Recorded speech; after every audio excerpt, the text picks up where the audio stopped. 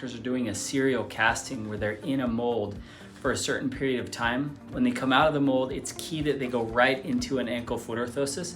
And that's something that Collier and Lawrence has the ability to do with their in-house fabrication. When it comes to custom fabrication of the ankle-foot orthoses for these children, there are a lot of elements and variables involved, including the materials that we use, the design of the ankle-foot orthosis, and then the proper fabrication of the straps to make sure that we get everything properly aligned so that we maintain the child's foot in a corrected position while they're being active, walking around, crawling. We can scan and fabricate a device quicker than most places.